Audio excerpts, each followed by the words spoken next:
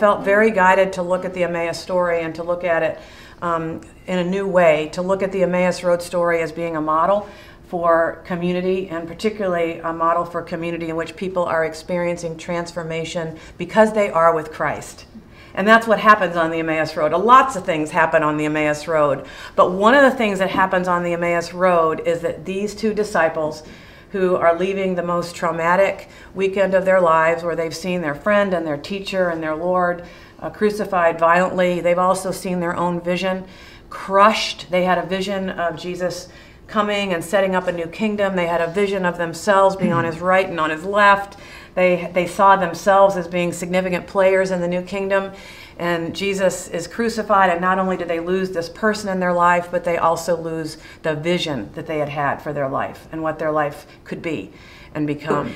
So they're making their way back from Jerusalem to Emmaus, and they're processing all these things that had happened. And I love that phrase, because the scriptures are clear that these two disciples weren't talking about football. They weren't talking about their golf game. They weren't talking about anything superficial. They were talking about all these things that had happened, and not just the events themselves, not just the fact that they had lost their teacher and their leader, but they were also talking about the impact on their own lives, what it was like to have lost so much.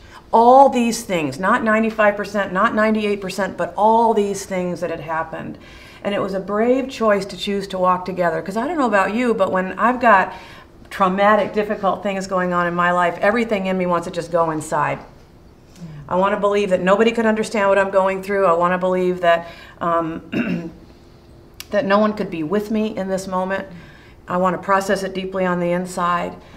But the choice to walk with others, the choice to share with others all these things that had happened, and then not only that, but to share how it's impacting us and what questions it's raising in our hearts and minds, and how it's impacting the way that we see our lives. Because as the story unfolds, talks about the fact that they had experienced their hopes being dashed, but we had hoped that he was the one to redeem Israel. And so they're not just talking about the facts of the situation, but they're talking about the fact that they had had hope, and that now that they are without hope.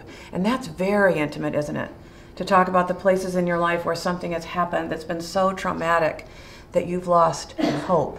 And so on the Emmaus Road, while they were talking about all these things that had happened to them, there was something about the quality of that conversation, something about the rawness of it, the humanity of it, the vulnerability of it, the humanness of it all, that caused Jesus to want to join in. And it says that Jesus himself drew near. The conversation itself drew Jesus in. I love that. They weren't having a Bible study of any sort. They weren't having a worship service. They weren't in a synagogue. They weren't doing anything formal at all. But there was something about this conversation on the road that made Jesus want to come and to be a part of it. And so he drew near to them, and he played stupid in the conversation. He said, "What are you talking about as you walk along the road?" And of course he knew exactly what they were talking about. He'd been in it himself, but he played dumb. He played dumb because I think he knew that they needed to say their story out loud to someone who could receive it. And that's how the experience of transforming community began. It began with the choice that these disciples made to walk together rather than to walk alone.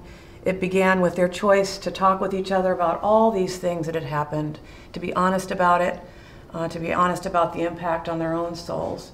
And there was something about that drew Jesus near and opened up the possibility of a transforming encounter with Jesus.